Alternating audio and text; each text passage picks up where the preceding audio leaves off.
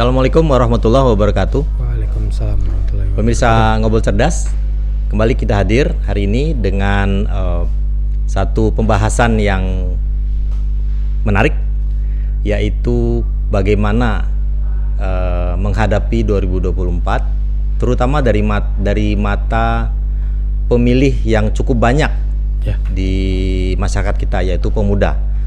Hari ini kita sudah kehadiran satu tamu istimewa, yaitu Rafli Al-Fazer. Al-Fazer. Ya.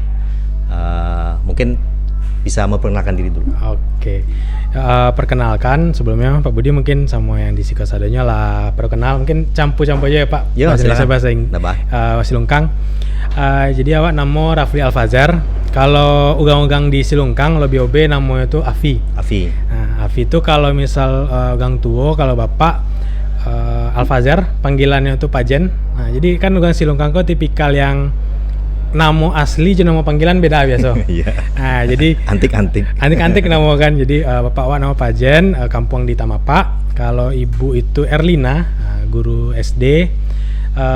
Ala pensiunan, panggilan yang dikenal Bu Awa. Mungkin kalau ugang Silungkang mungkin lumayan obel lah sama ibu. Kalau awak kampung di Malowe, suku Payobada.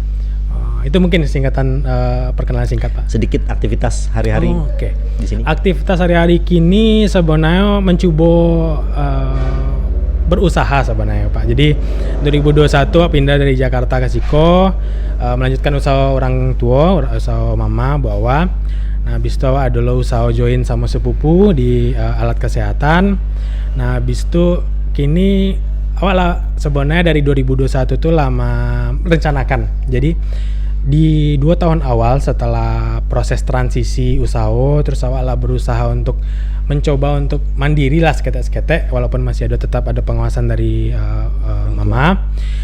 Itu tuh awak pengen coba untuk berkontribusi di masyarakat. Jadi akhirnya kini kok kesibukan selain usaha kok ada awak tergabung di Karang Taruna, tergabung di LPM. Tuh habis itu kotangko pas pemilihan kepala desa jadi salah satu panitia juga dan sempat moderatori pemilihan. Nah, itu kalau misal di luar Silungkang, awak tergabung di 2 organisasi. Jadi kayak yang pertama itu namanya Forum Indonesia Muda, yang fokusnya itu di gerakan politik, bukan politik, gerakan sosial, literasi dan sebagainya. Itu yang cek itu Teknokrat Muda namanya. Jadi Teknokrat Muda koko organisasi yang berfokus di pengembangan diri anak-anak sains dan teknologi.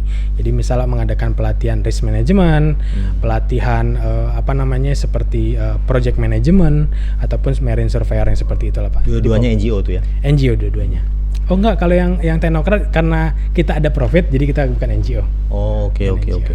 Di bawah oh enggak ada di bawah, kita berdiri sendiri. Bisa dibilang startup lah, semi startup. Semacam startup. Oke. Kemudian aktivitas kita masuk ke tadi topik kita.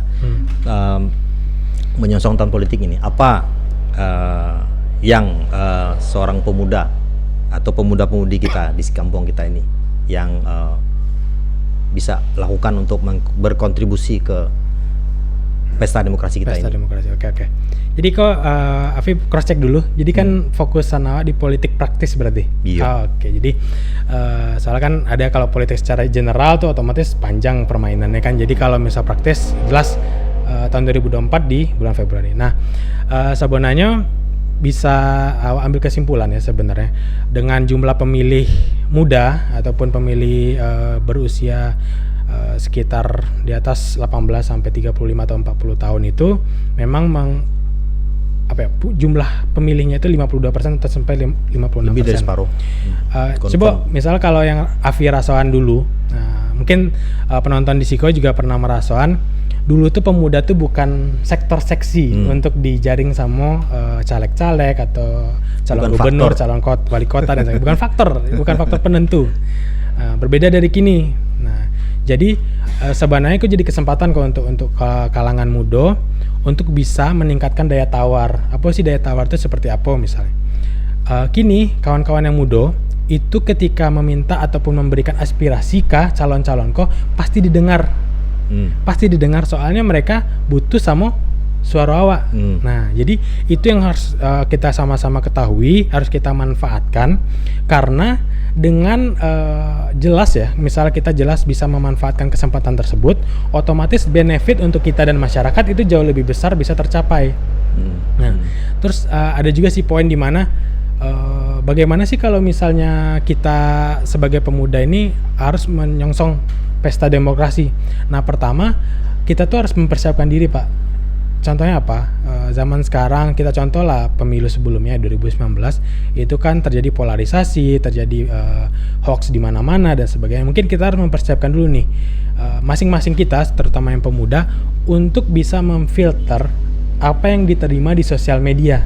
Nah, mungkin awak sado sepakat lah kalau misalnya pertama apa yang ada di sosial media itu tidak sepenuhnya betul, dan kedua kadang apa yang disampaikan di sosial media ternyata bukan itu sebenarnya maksud dan tujuannya gitu loh. Jadi mungkin bisa dibilang kalau bahasa teknisnya itu literasi digitalnya itu harus diperkuat lagi untuk kalangan muda agar lebih paham mana yang framing, mana yang bohong.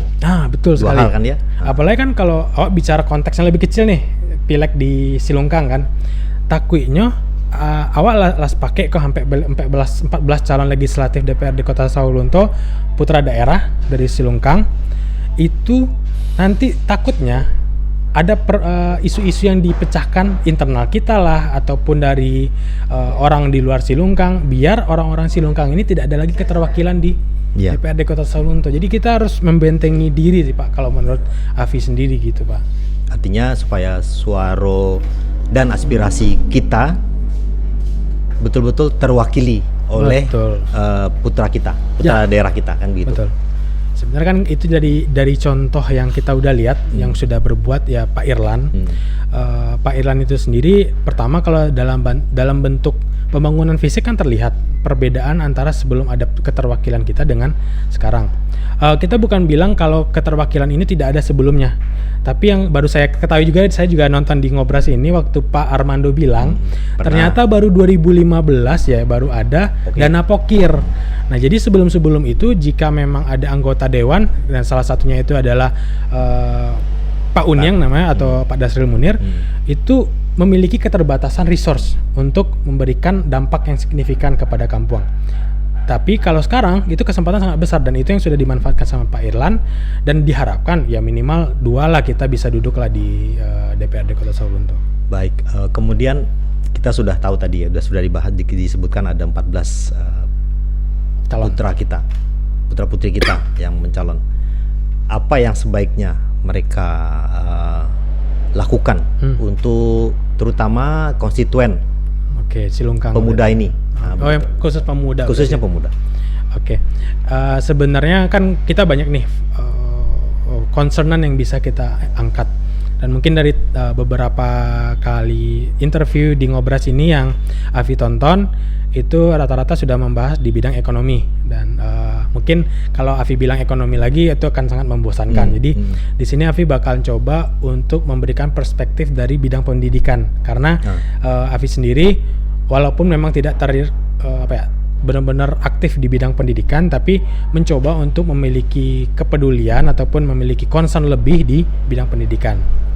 Nah, jadi Afi pernah menonton sebuah interview atau podcast kalau nggak salah di YouTube itu. Jadi dia statement seperti ini.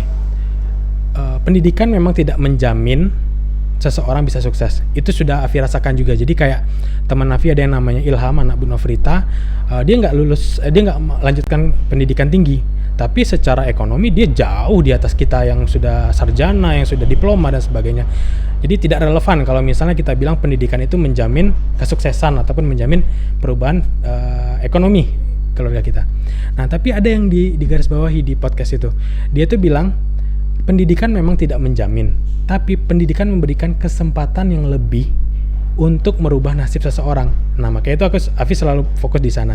Nah, maka dari itu Afi mendorong nih, mungkin dari caleg-caleg yang maju nanti dan insya Allah jika terpilih lagi, mungkin adalah alokasi sedikit dana mungkin banyak dari pokir, banyak kalau boleh banyak lah untuk pengembangan. Mungkin kalau kita mau spesifik siswa SMP SMA di Silungkang, tapi kalau mau in general di Sawalunto. Dengan program-program seperti apa sebenarnya dengan apa ya? Afi juga salah satu orang yang cukup mengkritik kalau terjadi ini kunjungan kerja yang tidak bermutu.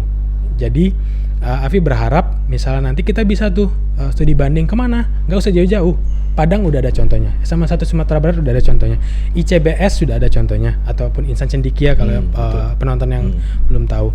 Terus kalau mau ke Jawa ada contohnya. Soalnya Afi waktu kuliah itu pernah coba diskusi sama anak SMA 8 Jakarta, sama anak SMA 5 Surabaya, SMA 3 Yogyakarta, SMA 3 Semarang juga kalau nggak salah. Jadi sebenarnya apa sih yang membedakan antara siswa SMA, ini kita konteksnya SMA ya, SMA di Sumatera Barat ataupun di Sawalunto pada umumnya, pada khususnya, dengan siswa SMA di Jawa. Di Jawa. Pertama, kesempatan sama sekarang karena udah ada akses terhadap segala sesuatunya. Yang membedakan itu adalah pembimbingan, Pak. Nah, itu yang garis merah yang Afi temukan. Pembimbingan seperti apa? Teman-teman di SMA favorit di Jawa itu, mereka sudah dipetakan semenjak kelas 1. Mereka sudah dipetakan potensi, sudah dipetakan kemungkinan kedepannya itu bakal menguasai bidang apa, dan itu ada ilmunya. Itu tentunya kita bisa, dan semua mungkin udah tahu juga ada ilmu seperti itu. Nah, kita bisa tuh dari situ tuh kita membuat pilot project misalnya nih, kayak mentorship. Mentorship seperti apa? Nah, ada juga nih contoh yang bisa kita tiru dengan cara simple. Ada yang namanya tuh program dari turunannya Indonesia Mengajar, itu ada namanya kelas inspirasi, Pak. Betul. Jadi kelas inspirasi itu awalnya Afi juga baru diceritakan sama teman. Afi kira awalnya itu emang mengajar SD, SMP, SMA. Ternyata mereka ini dikenalkan dengan pekerjaan-pekerjaan di pasca kampus. Misalnya didatangkan orang yang kerja di bidang perkapalan, didatangkan orang yang kerja di bidang koki misalnya, atau di bidang kuliner. Jadi itu mereka. Jadi sebenarnya yang Afi lihat, anak kita tuh punya potensi. Kenapa Afi bilang seperti itu? Dari dulu waktu Afi di SMA 1, kebetulan SMA Afi di Sawalunto, itu guru-guru pada bilang orang Silungkang tuh pinter-pinter. Jadi sebenarnya secara SDM itu udah kuat. Jadi apa sih yang kita butuhkan? Jadi Afi mungkin titip kepada caleg ini. Akarnya memang kuat. Akarnya udah kuat, pintar ini. Jadi Afi menitip kalau bisa pengembangan SDM bolehlah dari SD terserah, SMP juga boleh, SMA juga boleh. Jadi adalah satu program yang bisa meningkatkan kapabilitas, keterampilan, dan daya saingnya teman-teman SMA, SMP, SD ini di lingkup mungkin Sumbar, ataupun nanti kalau bisa juga lingkup nasional. Kayak gitu sih Pak, kalau Afi pengen membedah di bidang pendidikan, kayak gitu Pak. Yang tadi program mentorship itu menarik sekali. Kita bisa coba terapkan dengan perantau kita yang bisa. sudah sukses di rantau. Sangat bisa. Nah, ini mungkin bisa jadi satu masukan untuk para caleg kita, insya Allah. Kemudian sekarang juga sedang rame nih mengenai kembali ke politik praktis ya tadi ya. Politik uang. Apa pandangan pemuda tentang hal ini? Nah, ini kalau misalnya kita singgung atau kita bahas ya Pak, terlihat simpel namun kompleks. Kenapa Afi bilang seperti itu? Simpelnya adalah secara etis itu tidak etis diterima. Jadi jatuhnya kayak kita mengobrol suara kita untuk 5 tahun ke depan seperti itu. Takutnya menjadi budaya dan sebagainya. Tapi secara kompleksnya itu kita perlu berpikir kondisi ekonomi masyarakat. Nah, kondisi ekonomi masyarakat saat ini memang sangat membutuhkan. Apalagi dengan walaupun kita disebut salah satu negara yang bisa survive dari resesi, tapi nyatanya di lapangan banyak yang terimbas. Apalagi sekarang Tanah Abang sangat sepi. Ketika kita melihat pusat ibu kota itu sepi, tidak ada daya beli, itu berarti daerah juga seperti itu, juga memiliki kondisi yang sama. Nah, jadi secara etis kita tentu harus menolak politik uang, tapi secara kondisi realnya di lapangan kita tidak bisa membatasi seseorang. Kita bisa aja menjudge orang tersebut, wah kamu ngapain nih nerima uang buat beli suara, nggak bagus itu, harus ini. Tapi kan kita nggak tahu, ternyata dia harus menafkahi keluarga yang beranggotakan 4 orang. Nah, jadi di sini mungkin Afi tidak membenarkan apa yang dibilang salah satu capres ya, menerima namun memilih dengan hati nurani, tapi di sana mungkin jadi pertimbangan lah buat orang-orang. Tapi kalau secara pribadi, Afi berharap orang-orang Silungkang tidak bisa lagi untuk disogok lah ataupun beli suaranya, karena suara kita itu mahal dan kita sudah merasakan seberapa besar manfaat dari keterwakilan kita di anggota dewan terhadap pembangunan di Silungkang. Jadi mudah-mudahan mungkin kalau di daerah lain masih ada politik uang, di kita udah nggak ada lagi lah, soalnya dengan manfaat yang kita rasakan dan orang-orang, Afi juga yakin orang-orang Silungkang itu visioner dan juga punya pandangan kalau misalnya keterwakilan kita cukup, itu sepertinya bakal banyak manfaat yang bakal diterima oleh masyarakat secara luas. Jadi politik uang harusnya tidak relevan lagi di Silungkang lah kayak gitu. Tadi menarik, Afi sebutkan suara kita tuh mahal. Semahal apa? Kalau suara kita mahal, kalau dinilai dengan uang sebenarnya tidak cocok ya. Malah justru tidak bisa cocok, dinilai sebetulnya. Nggak bisa dinilai sama uang kalau karena kita melihat masa depan kita bukan cuma 5 tahun, tapi 5 tahun yang ke depan ini pengaruhnya nanti ke 10 tahun, 20 tahun, 30 bahkan ke generasi berikutnya. Betul sekali. Contoh gitu. Kayak misalnya kalau Afi kurang tahu nih, apakah ada dana pokir yang ke beasiswa Afi atau Afi kurang tahu ya. Tapi kalau misal ada dana pokir mungkin dari anggota dewan mana ataupun dari Pak Irlan sendiri, apakah ada dana beasiswa, itu kan kita nggak melihat hasilnya sekarang. Kita mungkin baru melihat hasilnya anak-anak ini sukses karena tidak bermasalah lagi dengan finansial waktu sekolah, mungkin 15 tahun, 20 tahun ke depan. Jadi ya Afi yakin kalau orang Silungkang pasti punya visi yang seperti itu kayak gitu Pak. Dan mungkin pemuda bisa membantu memasyaratkan narasi bahwa politik uang itu adalah sesuatu yang bukan hanya tidak baik tapi sangat merugikan. Ya, tentu. Kita secara umum. Ya, tentu. Mungkin ya kalaupun tetap ada yang melakukan, ya itu mungkin itu kembali kepada masing-masing lagi. Masing-masing pribadi. Oke, pandangan Afi sendiri sebagai, ini mungkin tidak mewakili pemuda ya, tapi sebagai pribadi, sebagai seorang pemuda begitu. Tentang politik praktis sebenarnya apa pandangan Afi? Politik praktis, ya dulu flashback dikit Pak waktu kuliah, mungkin beberapa dari teman-teman yang berkesempatan untuk pendidikan tinggi di kuliah itu pasti merasakan fase-fase di mana idealismenya sangat tinggi dan kita sangat anti dengan namanya politik praktis. Jadi kalau kayak partai politik itu adalah sebuah hal yang tabu yang kita bicarakan. Dan fun fact Pak, mungkin kalau di kampus lain itu kayak HMI, PMII, GMNI, yaitu organisasi sayap partai, bisa dibilang seperti itu. HMI sebenarnya enggak, tapi terafiliasi lah bisa dibilang. Nah, itu di ITS itu di ban. Jadi di ITS itu nggak ada sama sekali organisasi ekstra kampus yang masuk di dalamnya. Maka karena kita diajarkan seperti itu, kita makin antipati dong. Itu yang terjadi sampai setelah lulus. Terlalu ekstrim sebenarnya. Kuliah. Jadi ekstrim, ya ada historinya juga sih. Kalau histori kita ceritakan cukup banyak kan. Betul. Jadi akhirnya kita juga tercipta kondisi di mana anak kampus ITS itu antipati sama partai politik, bisa dibilang seperti itu. Ada plus minus pasti.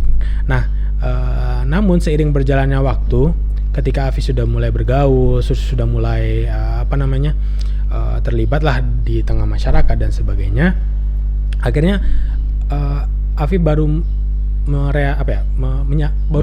menyadari kalau politik praktis itu adalah salah satu tools untuk bisa merubah secara cepat. Jadi bukan secara perlahan. Bisa misalnya nih kita pengen ekonomi masyarakat Silungkang besar. Mungkin kita ada gerakan yang perlahan-lahan nih, gerakan pengembangan keterampilan ataupun dan sebagainya. Itu kan punya waktu. Nah, ternyata kalau misalnya politik praktis, kita bisa nih lewat intervensi kebijakan, itu bisa tuh semua atribut pakaian, atribut souvenir yang ada di Sumatera Barat harus menggunakan komponen songket yang boleh itu songketnya dari Silungkang ataupun dari Pandai Sike, terserah. Itu kan bisa tuh, berarti yang bisa melakukan itu ya balik lagi orang-orang di politik praktis. Jadi kalau Afi sendiri memandang sekarang di politik praktis itu sangat diperlukan, namun ada garis bawahnya. Garis bawahnya itu adalah gunakanlah sebaik-baiknya dan bukan untuk kepentingan pribadi.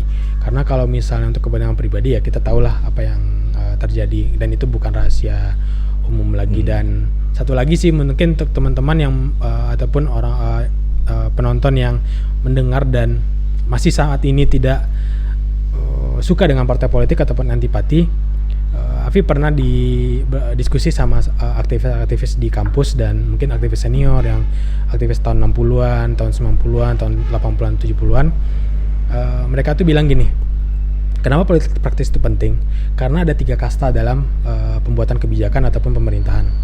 Nah, contohnya adalah misalnya kita sebagai, kebetulan kan lulusan teknik, jadi kita sebagai orang teknik, orang engineering itu punya gagasan kita contohkan membangun jembatan di daerah A, karena secara teknis dan secara ekonomis ini bakal mendukung. Naik ke orang-orang ekonomi, oke nih ACC nih bagus nih, analisa, naik ke orang politik ternyata nggak cocok.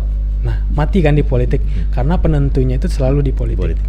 Menurut Afi itu sih yang bisa menjadikan gambaran betapa pentingnya politik praktis di kita dan pemuda juga harus paling nggak harus memandang ke arah sana. Harus memandang walaupun kita tidak menjadi bagiannya, paling nggak kita mengerti bagaimana cara memanfaatkan dan mengelolanya, seperti itu, Pak. Wah, menarik sekali. Sekarang untuk jangka pendek tentu 2024. Ya. Kemudian jangka panjang. Langkah-langkah konkret dari pemuda yang bisa dilakukan, terutama di kampung kita ini, apa saja yang menurut Afi bisa dilakukan? Kalau jangka pendek untuk politik berarti ya? Kalau untuk politik jangka pendek, ya pertama mungkin ini baru dalam bentuk gagasan ya Pak. Jadi masih ide yang terpikirkan sama Afi. Mungkin kita juga bisa nih kayak jadi ada tuh platform di nasional ataupun di Jakarta itu mereka ngebikin namanya Bijak Memilih. Nah, kita bisa tuh memanfaatkan aplikasi, kalau nggak salah belum berbentuk aplikasi sekarang, masih dalam bentuk website. Di sana apa yang ada? Nah, jadi kalau penonton semua buka bijakmemilih.id kalau nggak salah websitenya itu, di situ ada track record semua caleg yang dicalonkan oleh partai politik. Nah, kita bisa melihat tuh, misalnya nih, kita contoh, misalnya Afi sangat concern di bidang pendidikan. Afi pengen caleg Afi itu adalah orang-orang yang punya semangat atau kepedulian di bidang pendidikan. Itu bisa dilihat tuh misalnya, anggaran terhadap gaji guru misalnya nih, yang menolak kenaikan siapa nih partai politiknya, siapa nih caleg-calegnya, itu bisa dilihat di situ.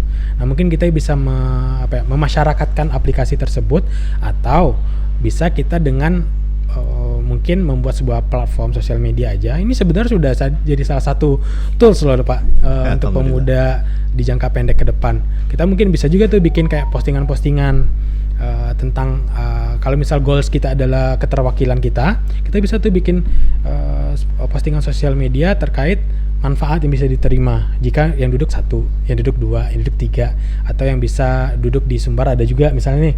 Nah, itu berapa kemungkinan bantuan ataupun pembangunan yang bisa terjadi di Silunga. Itu bisa kita kemas dalam bentuk poster atau apa. Nah, itu yang salah satunya. Yang keduanya ya mungkin ketika nanti ada kesempatan politik seperti kampanye, kegiatan-kegiatan politik seperti kampanye, ya kita sebagai pemuda salurkan aspirasi kepada siapapun.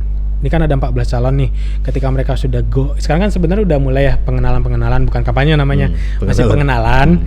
Nah, itu juga disampaikan apa yang dipengen, apa itu di lingkungan sangat, ya, di lingkungan masing-masing ya. Dan Afi juga pernah diceritakan hal yang menarik nih Pak. Mungkin menurut Afi menarik. Jadi ketika kita sudah menyatakan aspirasi kepada orang tersebut dan kita benar-benar memilih dia dan dia terpilih, kita lebih enak untuk menagih. Betul. Jadi karena ketika orang sudah duduk di keanggotaan DPRD, hal selanjutnya yang harus dilakukan oleh konstituen ini adalah menagih apa yang sudah dijanjikan. Kadang kan kita menerima legowo aja kan, bukan beli lepas istilahnya. Nah, itu Pak kalau menurut Afi. Jangka pendek. Menarik. Oke, kembali ke yang tadi sempat terputus tadi. Untuk yang jangka panjang apa?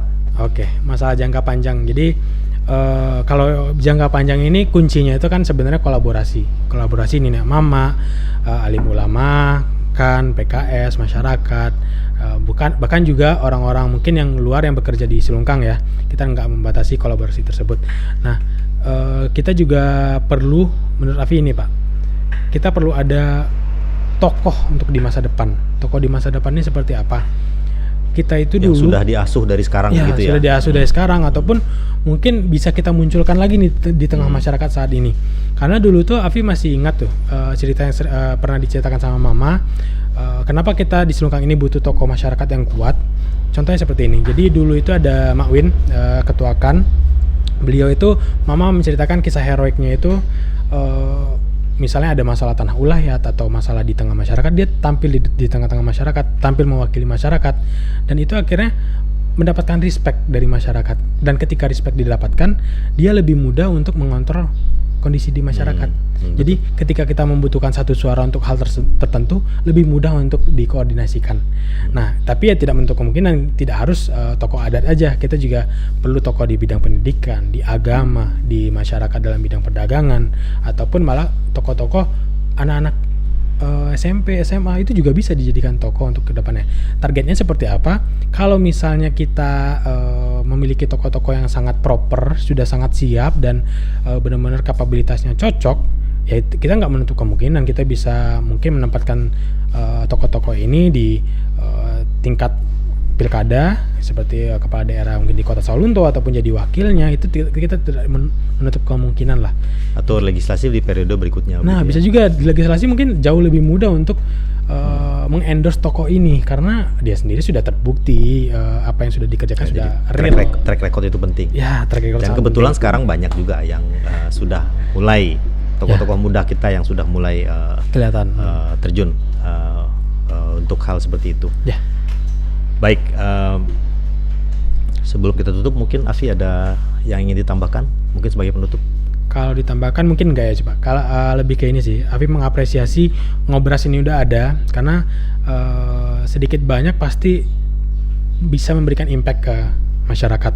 Karena mungkin keterjangkauannya aja sih masih belum maksimal. Tapi secara in general untuk yang misal di grup-grup WA itu sudah ada dan buktinya penontonnya juga ratusan kan.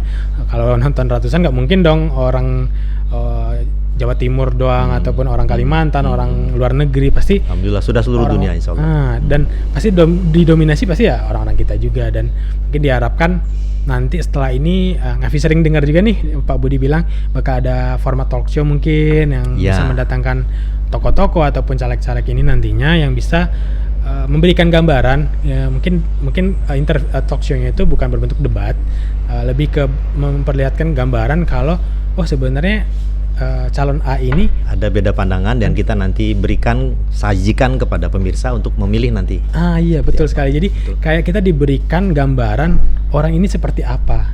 Misalnya kita kasih isu, balik lagi ya, Afi kan fokusnya pendidikan. Kita berikan isu tentang pendidikan, bagaimana cara mengelola SDM di masyarakat.